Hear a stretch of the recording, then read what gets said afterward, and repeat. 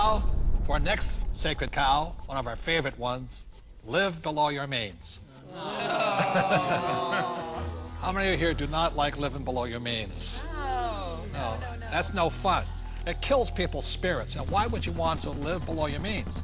But many people have to, unfortunately, because the Fed is printing so much money that taxes and inflation go up, which means people are forced to live below their means. So anybody make comments on living below your means?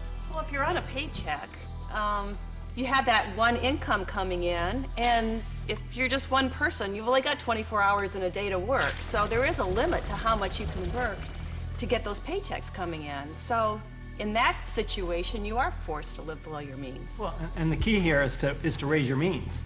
I mean, that's the idea. It's not that we want to, you know, be in terrible credit card debt or something like that. Instead, let's raise our means, and so that we can live the way we want to live instead of living at this poverty level. So why is it that whenever somebody looks at, some advisor looks at if you want to handle your finances, the first thing they look at is how do you cut expenses? What does a financial planner tell you? The first thing that they ask you is, what do you need to live on when you retire?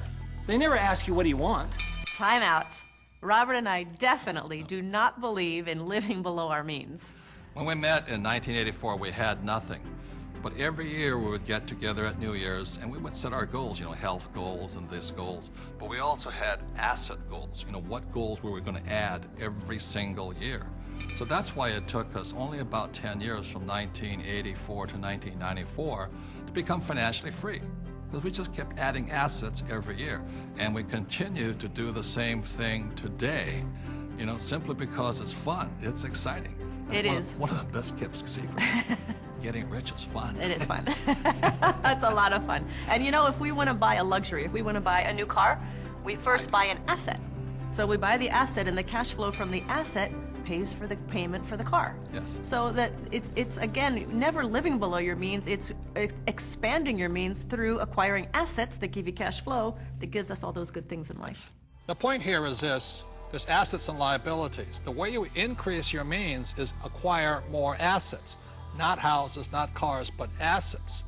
So the reason so many people struggle financially is they have no financial education. They may be a good doctor, a lawyer, accountant, or a rock star, but if they don't know the difference between assets and liabilities, and they keep buying liabilities instead of assets, they have to keep living below their means. And not even if you're single or not, if you're on a fixed income, if you're an E and an S, your income is limited. Look, there's 4 major expenses that keep E's and S's poor. Number 1 is tax, and taxes are going to go up because the Fed is printing so much money all over the world. 2 is debt. People leave college with tons of debt, credit card debt to make ends meet, and then their house because they think it's an asset. 3 is inflation. Inflation goes up because as taxes go up and prices go up, then inflation goes up. And 4th is retirement. You must put something away for the day you stop working. So those are the 4 main reasons E's and S's, a general rule, have to live below their means. But if you have financial education and live on the B and the I side, you can increase your means by increasing assets. I think a lot of people accept mediocrity, and in order to be able to grow in business, in order to make more money, you have to step out of that comfort zone and stop being mediocre. Or hoping the government's going to save you. I think live below your means is one of the greatest spirit killers there is. There's a lot of people who like being poor. I'm not making it right or wrong, but that's definitely not what I like to do. And Kim and I, we definitely don't live below our means. No, I definitely do not like living below my means. I've done it when I was in college, you know, and that's because that was exciting times and all, but I get inspired when I have to create.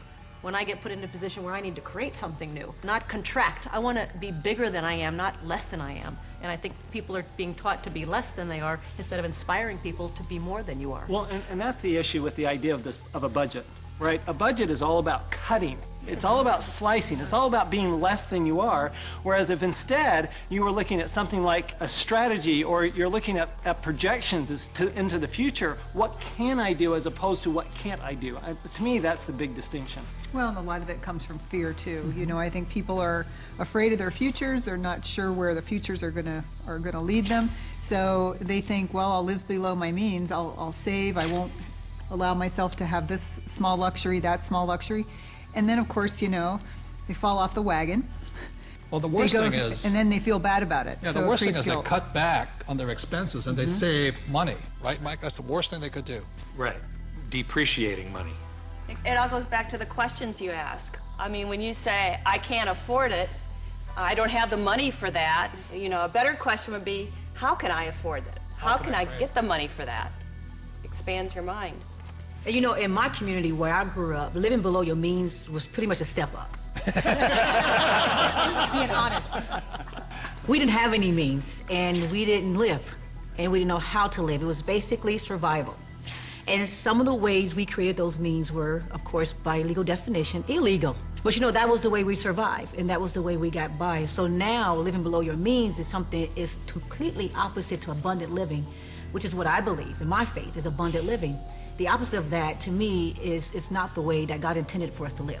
So that's why I think it's absolutely criminal our school system does not teach us much about money. And what they do teach us, they tell you put your money in the bank, which means you lose more money, and they talk to a financial planner who puts you in mutual funds. That is not financial education.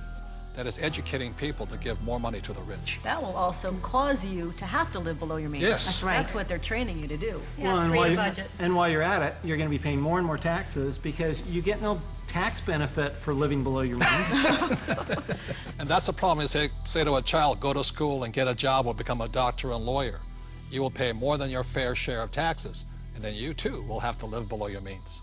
If you're playing defense instead of offense, you're just hiding and trying to play it safe and saving money, and you never manifest. You cannot be who you're supposed to be. I say it's time to get financially educated and take care of yourself.